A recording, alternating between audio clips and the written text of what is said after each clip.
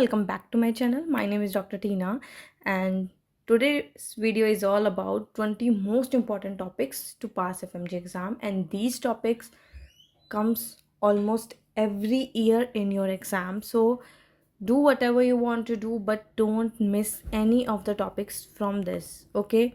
So first of all, topic number 1 is MC vitamins. See, vitamins का topic 100% exam में आता है। आपको अगर ट्रस्ट नहीं है तो आप जाके इस वीडियो के बाद PYQ में चेक कर सकते हैं कि ये टॉपिक 100% MCQ में आएगा ही आएगा। तो कोई चांस ही नहीं है इसे स्किप करने का, इसलिए मैंने इसे सबसे पहले रखा है। ये मेरे नोट्स का पिक्चर मैंने ऐड किया है, स्पेसिफिकली विटामिन ए का हर छोटी छोटी चीज़ ना मैंने मेंशन की है।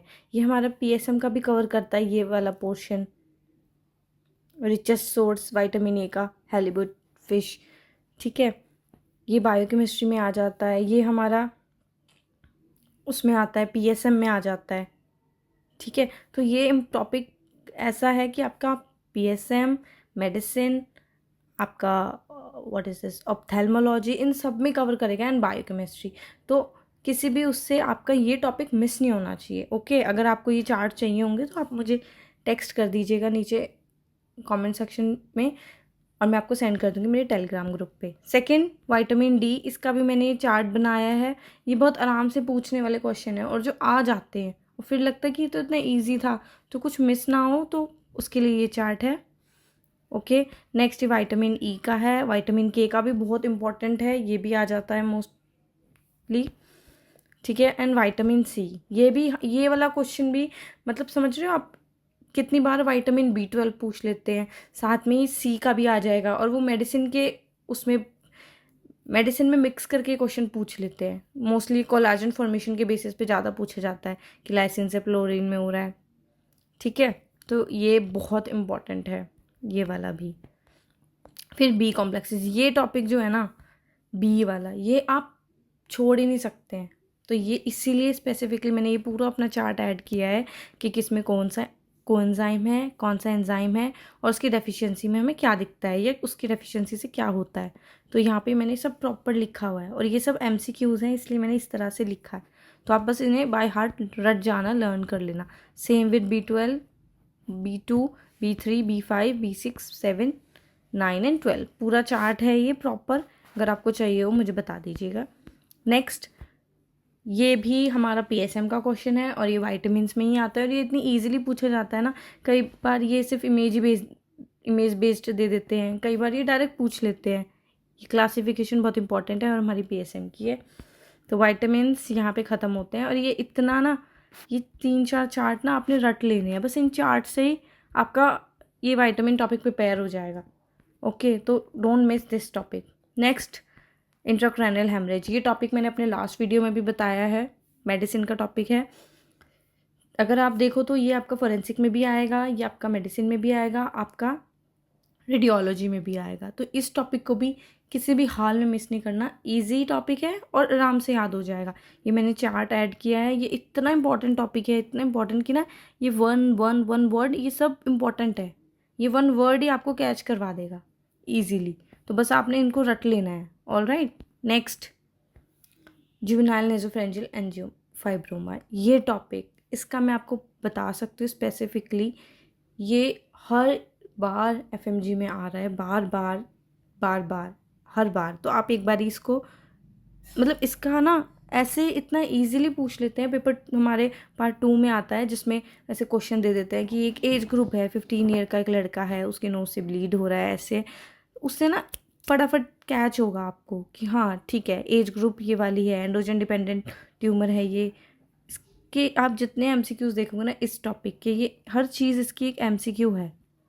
ऑल राइट, ये सब मैंने मार्क कर रखा है, ये सब MCQ है, ये भी MCQ है। ये देखो, ये मैंने स्टार मार्क्स बनाए थे अपने प्रिपरेशन के टाइम पे।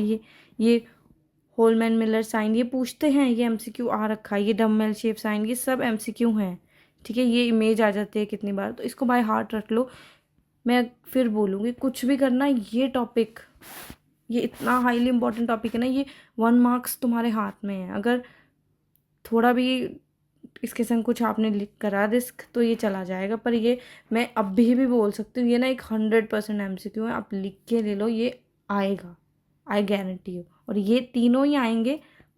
Alright, next herpes zoster. ये जो टॉपिक है ये आता है, आराम से आता ही आता है। अब ये देखो, इसका भी ना या तो ये ऑप्थेल्मा के बेसिस पे आ जाएगा कि ये ऑप्थेल्मिकोस का फोटो है, ठीक है, ये इमेज बेस्ड आ जाता है। कितनी बार ये भी आया है हमारा ईएनटी से, ईएनटी के बेसिस पे हर्पिस जोस्टर ऑर्टिकोस। ये सिर्फ इतनी सी ये दे देते हैं, इससे हमें पता चल जाता है, और हिस्ट्री दे देते हैं इसकी, या वो वर्ड दे देते कि डर्माटोम में ही आ रहा है। बस इन वर्ड से ना कैच हो जाता है कि ये होगा। और ये तो आप अपने प्रैक्टिस में भी देखोगे, जब मैंने ड्यूरिंग इंटर्नशिप इतने ज़्यादा पेशेंट्स ऐसे वाले देखे हैं जो मैंने फटाफट कैच होता था कि ठीक है ये जोस्टर है। ऑलराइट, तो ये इंपॉर्टेंट टॉपिक है, इसको आप पढ़ लेंगे अच्छे से डिटेल में एनी हाउ, ठीक है, पूरी इसकी टियोलॉजी और सब कुछ। Next, central retinal artery occlusion. ये टॉपिक ये लास्ट 3 ईयर से हर बार आ रहा है एग्ज़ाम में, मैंने जितना ऑब्जर्व किया है। कई बार ये डायरेक्ट ये ना ये सेम सब टॉपिक्स का ना वर्ड कैच करने वाला है। जैसे ये आ जाता है एमसीक्यू बहुत बार, ये मैंने अपने टाइम पे कितनी बार ये आप देख सकते हो, मैंने हाईलाइट भी कर रखा था स्टार लगा के, और ये आया भी है एग्ज़ाम में जैन वाले में, ठीक है। फिर ये इसका सारा वर्ड के एम्बोलिज्म किसकी मोस्ट कॉमन किसकी वजह से होता है, यहाँ पर कोलेस्ट्रॉल प्लाक की वजह से, ठीक है। ये बहुत इंपॉर्टेंट टॉपिक है, इसको बाय हार्ट रख लेना आप अपने नोट से, प्रैप के नोट से भी रट सकते हो, प्रैप लेटर के भी बहुत सिंपल नोट्स हैं, ये उसी की पिक्चर है मैंने ऐड की है।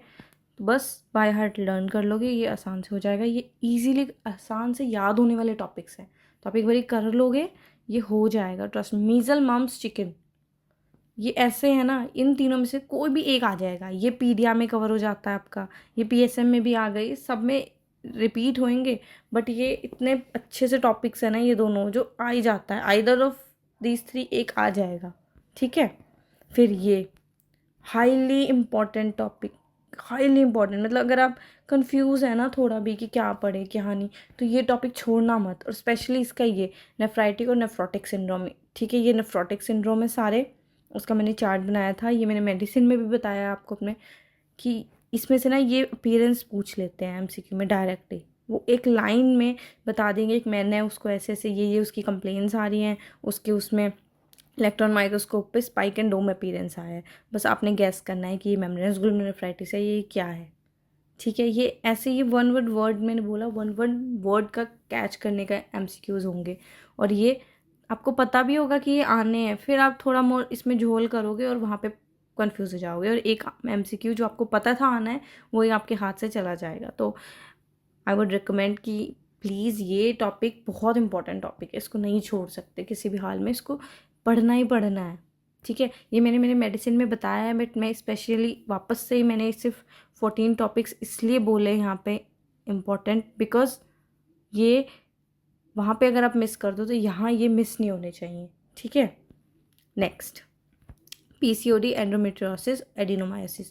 गायनी बहुत बड़ी है, बहुत टॉपिक्स हैं, उसकी मेरी सिंगल वीडियो मैं अपलोड करूँगी सून, बट स्पेशली ये 3 टॉपिक हैं, ईजी समझ में भी आ जाते हैं, और ये टॉपिक आता ही आता है। इन तीनों में से ना एक तो 100% एमसीक्यू आपका आ ही जाएगा, इसलिए ये मत छोड़ना। और मैंने ये ना मैंने साक्षी मैम से पढ़ी थी गायनी, और साक्षी मैम की gynae and obs both, but मैंने गायनी को 25 पेजेस में लिखा था, if I count from both side और वो इतना छोटा छोटा इतना नीट करके लिखा कि मेरा रिवीजन ना फास्ट होता था। तो उसी का ये पिक्चर है एंडोमेट्रियोसिस का, हेयर, ठीक है। ये मैंने ऐसे छोटा सा चार्ट में ऐसे लिखा था कि मेरा कुछ मिस ना हो जाए और हाईलाइट चीज़ भी इसमें आ जाए, क्योंकि मैं भूल जाते हैं तो रिवाइज में इजी रहता है ऐसे करने में, ठीक है। ये एडिनोमायोसिस, ये मेरे एमसीक्यू में मेरे एग्ज़ाम में आया था, और पीसीओडी तो सबको पता ही है, एक ये भी है, ठीक है। ये मैंने इस तरह से इतना छोटा छोटा लिमिटेड और सारे इन्फॉर्मेशन ऐड करके कि मेरा कुछ मिस ना हो जाए। तो अगर आपको चाहिए ये नोट्स भी गायनी के भी, I will send in case you want. Okay, next TB. TB ऐसा टॉपिक है, आपके मेनिंजाइटिस हो गया, टीबी आपका मेडिसिन में आ गया, आपका पीएसएम में आ जाएगा, आपका माइक्रो में आ जाएगा, टीबी पैथो से भी आ जाएगा, सर्जरी से भी, कहीं से भी आ जाएगा। तो टीबी का ना सेपरेटली जितना पढ़ सकते हो सारा रिसर्च करके कि सारे सब्जेक्टों से, उसको एक पेज पे लिखते रहना, या एक कॉपी में 2-3 पेज सिर्फ टीबी के ही बना लेना, कि उस टीबी के पैथो से, टीबी के सर्जरी से सारे, जिससे क्या होगा कि 100% टीबी का एक क्वेश्चन वो देते ही हैं। अब वो किसी से भी सब्जेक्ट में से आ जाएगा, पर टीबी 100% आएगा, ये गारंटेड है। तो ये करना है और टीबी ज़रूर करना है, ठीक है, हो जाएगा, कोई बिग डील नहीं है। नेक्स्ट IUCD, ये टॉपिक आता है, हर साल आता है, ठीक है। तो ये मैंने एक चार्ट बनाया था साक्षी मैम के नोट से, तो ये उसी का पिक्चर है, ठीक है। मतलब मुझे बहुत कन्फ्यूजन रहती थी इसमें क्लियर होने में कि कौन सा क्या है, थोड़ा प्रॉब्लम रहता था। तो मैंने ये एक क्रिस्टल क्लियर चार्ट बनाया था मेरे अकॉर्डिंग, कि मुझे आराम से कंपैरेटिव बेसिस पे याद रहे, और ये पूरा चार्ट उसी के लिए है, ठीक है। और जब हम कंपैरिजन करके पढ़ते हैं तो जल्दी याद होता है और ईजी लगता है, और ऐसा लगता नहीं कि 3 टॉपिक पढ़ लिया, 3 चीज़ें पढ़ ली। Alright, next up biomedical waste management. ये इतना इंपॉर्टेंट टॉपिक है और इतना अच्छा सा टॉपिक है, इसको तो मिस नहीं करना है, ठीक है। Very important topic I would say. और इसमें ये ना मैंने आई गेस ये स्पेशली मुझे ये याद करने में बहुत प्रॉब्लम होती थी, और बहुत लोगों को होती भी है। काफ़ी टीचर्स ने पढ़ाया है, सबने बहुत अलग अलग तरीके से याद कराने का ट्राई किया है, पर मुझे नहीं हो पाता था फिर भी।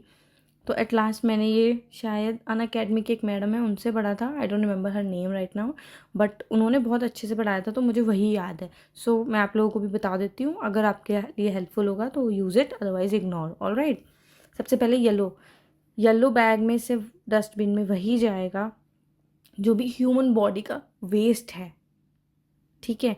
जिसमें भी कोई बॉडी वेस्ट आ रहा है वो येलो में जाएगा। आप कुछ भी सोचोगे ना, बेडिंग्स हैं, बेडिंग्स में बॉडी फ्लूइड्स जा रहे हैं, जो बॉडी फ्लूइड्स हो गए, कुछ भी बॉडी वेस्ट, वो येलो में जाएगा। बेडिंग्स हो गई, ड्रेस मटेरियल हो गया, कॉटन वेस्ट, कॉटन से भी हम बॉडी को ही क्लीन कर रहे हैं तो वो कंटेमिनेटेड हो गई, ठीक है। प्लेसेंटा, ये तो ह्यूमन बॉडी वेस्ट, ये पोस्ट ऑपरेटिव जो चीज़ें निकलती हैं वो सब येलो में जाएगा, ये ईजी है, एवरीबडी नोज। नेक्स्ट है रेड प्लास्टिक होता है एक तरह से, आपने ऐसे याद रखना है, रेड प्लास्टिक है, उसमें ये सब जाता है। पर ये याद कैसे रहेगा, बहुत मुश्किल था ये मेरे लिए। इसका मैंने सबसे बेस्ट क्या किया था, मैम ने ये बताया था कि हमें इमेजिन करना है पैरट, ठीक है। जो पैरट है, पैरट की नोज होती है रेड, और पी से इज प्लास्टिक, ठीक है। तो आपने याद रखना है, पैरट की नोज़ रेड होती है और पैरट का पी से प्लास्टिक। तो प्लास्टिक का सब कुछ रेड में जाता है। अब देख लो आप, सिरिंजेस जो होती हैं विदाउट निडल हम यूज़ करके रेड में थ्रो करते हैं, IV सेट्स होते हैं वो सब हम रेड में थ्रो करते हैं विदाउट निडल्स, कैथेटर हो गए, ग्लव्स हो गए, है ना, plastic and rubbers you can say, okay, plastic and rubbers. Dialysis kit होती हैं, IV बॉटल्स, ये सब प्लास्टिक और रबर्स रेड में जाता है, इजी। पैरट की नोज़ रेड है तो रेड डस्टबिन में पी से प्लास्टिक जाएगा, इजी। मुझे ये सबसे आसान लगता था, और ड्यूरिंग इंटर्नशिप भी मेरा ये बहुत हेल्पफुल रहता था। कई बार कन्फ्यूजन हो जाती थी कि किस में क्या डिस्कार्ड करना है, तो एकदम से निमोनिक कैच हो जाता है। ऑलराइट, वाइट्स से कैसे याद रखेंगे कि शार्प ऑब्जेक्ट्स वाइट में जाते हैं, कि वाइट मतलब सफ़ेद, ठीक है। हिंदी में हम वाइट को सफ़ेद बोलते हैं, और सफ़ेद मतलब शार्प, तो S से S, ठीक है, S से S हो गया हमारा सफ़ेद का शार्प वाइट में, वाइट इज सफ़ेद, सफ़ेद से शार्प, बस। तो वाइट में शार्प चीज़ें हमारी नीडल्स हो गई, सिरिंजेस होती हैं जो उनमें फिक्स्ड होती हैं नीडल्स कुछ, वो ब्लेड्स हो गए, स्कैपल, सब कुछ उसमें जाता है शार्प वाला। वो छोटा सा एक बॉक्स होता है ये वाइट कलर का, आप अपने इंटर्नशिप में हॉस्पिटल्स में जब जाएंगे तो आप देखोगे उसमें ही डिस्कार्ड होता है नीडल्स और ये सब स्पेसिफिकली। नेक्स्ट ब्लू में सब ग्लास मटेरियल जाता है, ठीक है। जो हमारे वायल्स होते हैं, एम्प्यूल्स होते हैं, वो सब ग्लासेस ब्लू में जाते हैं, ऑलराइट। और मेटल बॉडीज़ भी, इजी।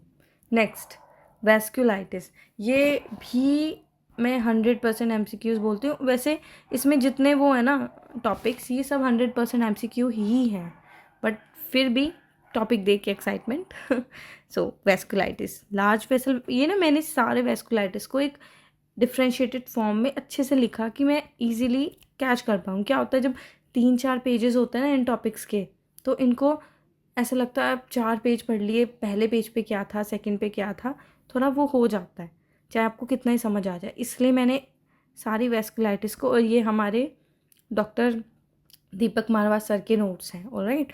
तो large vessel vasculitis, medium vessel vasculitis और स्मॉल वेसल आर्थराइटिस, ये 3 इधर आ गए, ठीक है। मेजर क्लासिफिकेशन, अब इनके अंदर जो मेन था, सबसे पहला ये लार्ज वेसल और ये टाकायासो आर्थराइटिस, ये दोनों बहुत इंपॉर्टेंट एमसीक्यू है। और ये जो फर्स्ट वाला है ना, ये तो स्पेशली इंपॉर्टेंट है। इसकी आप जब अपने नोट्स में इमेज देखोगे, वो ओल्ड मैन जिसके लेफ्ट में वो इतनी जाइंट सी वीन दिख रही है, यहाँ पर आर्टरी दिख रही है, सॉरी, फोरहेड पे, तो उससे आप टेम्पोरल एरिया में तो पता चल जाता है वो टेम्पोरल आर्ट। ये ना मैंने स्पेसिफिक वर्ड रखे बिकॉज एमसीक्यू में 100% वो जितनी भी थ्योरी लिख ले, वो एक वर्ड इनमें से डालेंगे ही। ये सब है ना, ये सब में से ना कोई भी एक वर्ड वो डालेंगे हमें हिंट देने के लिए, या पिक्चर डाल देंगे डायरेक्ट। बस उसी से कैच कर लेना है कि ये जाइंट सेल आर्थराइटिस है, simple arthritis, alright. Temporal artery में होता है मोस्ट कॉमन, उससे जॉ क्लॉडिकेशन भी दिखता है, उसमें ग्रेनुलोमा पॉजिटिव होता है जब हम उसका वो करते हैं आर्टरी का पैथो में।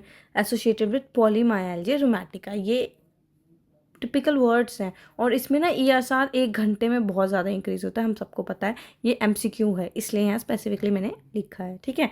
फिर ये टाइप 2 जो होती है, ये दोनों लार्ज वेसल्स की बात कर रहे हैं हम, टाकायासो आर्थराइटिस। इसमें भी ना ये स्पेसिफिक वर्ड्स इंपॉर्टेंट है। इसमें किडनी इन्वॉल्व होती है, उससे रास एक्टिवेट होता है, हाइपरटेंशन रहती है, आउटिक आर्च सिंड्रोम कहते हैं इसको, और फीबल और पल्सलेस डिसीज बोलते हैं। मतलब ये वन वर्ड वो डाल देंगे और you have to catch easy.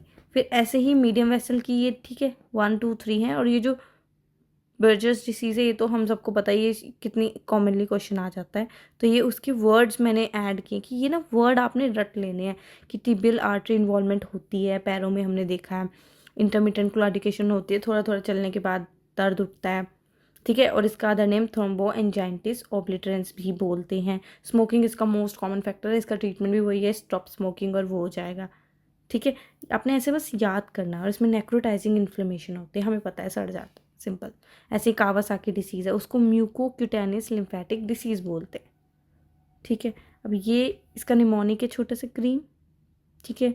इसमें MI हो जाता है, और बच्चों में भी देखने को मिलता है ये MI, ठीक है। और ये कोरोनरी वेस्कुलाइटिस भी होता है, थ्रोम्बोसाइटोसिस इंक्रीज हो जाता है। मीन्स ये जस्ट मैंने इतना शॉर्ट में ऐसा लिखा था कि मेरा फास्ट रिवीजन हो जाए, ऑलराइट। तो आप चाहे अच्छे से एक बार पढ़ लो पूरी इनको डिटेल में, और उसके बाद आप इस चार्ट से शॉर्ट में रिवाइज करते रहो। ये इंपॉर्टेंट वर्ड मैंने ऐड किए हैं कि कुछ मिस ना हो। सेम ये पैन के साथ है, ठीक है। इसमें भी ऐसे होता है। ये मैंने ना एक छोट प्रोसेस भी ऐसे मेंशन किया है कि किडनी इन्वॉल्व हुई, रास एक्टिवेट हुआ, फिर हाइपरटेंशन हो गई, और किडनी उस वहीं पे स्किन पे भी हमें पैपुलर अल्सरेशन दिखते हैं, जिसे लिविडो रेटिकुलरिस बोलते हैं, ठीक है। और इसमें लंग्स का इन्वॉल्वमेंट नहीं है, वो इंपॉर्टेंट था तो इसलिए मैंने यहाँ मेंशन की। तो ये बस आप रट लोगे तो आपका आराम से हो जाएगा, बट छोड़ना नहीं है ये टॉपिक को। इनमें से एक 100% आएगा एक, ठीक है। ऐसे ही वर्ब्रेस ग्रेनुलोमा में था, किडनी इन्वॉल्व हुई, लंग्स भी इन्वॉल्व हुआ, URT भी हुआ, और इसमें ये पॉजिटिव होता है, इसमें प्रियंका पॉजिटिव होता है। बस सेम है, ये कुछ बिग नहीं है। ये वन वर्ड भी आपने याद कर लिया, आपका आंसर कैच हो जाएगा, ठीक है। Let's move forward. Psoriasis and lichen planus, ये दोनों जो टॉपिक हैं, इनमें से कोई एक आराम से आ जाता है, तो ये आपने नहीं छोड़ना। पहली बात तो इनकी इमेज याद करनी है, ठीक है। और फिर ये मेरे नोट्स हैं, मैंने शॉर्ट नोट्स बनाए थे डर्मा के भी, और ये उसी का पिक्चर है। मैंने सब इम्पॉर्टेंट चीज़ सोरियासिस की यहाँ ऐसे लिख ली थी, मेंशन कर ली थी, इसमें कौन सा ये इन्वॉल्व होता है, टाइप्स उसके बेसिक से। फिर उसमें हमें 3 वो दिखते हैं, कौन कौन से साइंस होते हैं, ऑस्पिट साइन, वॉल्फ्रिंग साइन और बेर्कली मेम्ब्रेन, ठीक है। और ये उसकी कॉम्प्लिकेशंस, ये MCQ है, ये भी MCQ है, और ये भी MCQ है। तो ये तीनों मैंने ऐसे लिख लिया था कि बस ये पढ़ के मेरा इंपॉर्टेंट सब कवर हो गया। सेम विद लाइकन प्लानस, देख सकते हो आप, इतना सा लिखा है ये, बस मैंने स्टिकर जितना कि कुछ फालतू पढ़ना ही नहीं है, ठीक है ना। लाइकन प्लानस में प्लेन रहती है स्किन, सिंपल, उसमें पीस होते हैं, प्लेन पर्पल पॉलीगोनल प्यूराइटिस पैप्यूल, ठीक है। इसमें ये दिखता है, हमें ये दिखता है, ये दिखता है, ये सब इम्पॉर्टेंट है, ये सब, ठीक है। तो ये बहुत इम्पॉर्टेंट टॉपिक है। इसी के संग ये PDF फिनिश, और ये 14 इतने इम्पॉर्टेंट टॉपिक्स हैं कि आप कुछ भी करो बट ये टॉपिक्स मत छोड़ना। ये 100% MCQ, इनमें से 14 के 14 आई वुड से कि आएंगे ही आपके MCQ। So don't waste your time, ये टॉपिक्स पढ़ लो। मैं बहुत जल्दी सारे सब्जेक्ट के मोस्ट इम्पॉर्टेंट टॉपिक्स मेंशन कर दूँगी वीडियोस में, आप देख लेना। ये सब आपके लिए बहुत हेल्पफुल है। मेरा पर्सनल यही है कि जितनी इन्फॉर्मेशन मैंने अपनी प्रिपरेशन के टाइम गैदर की है वो सब मैं स्प्रेड कर दूँ, और जिसको भी बेनिफिशियल हो वो उसे यूज़ कर ले। Okay, so all the very best, जाओ पढ़ो इसे अच्छे से। And if you find this video helpful, share it, subscribe my channel, and like and comment section below if you have any query. Okay, thank you, bye bye.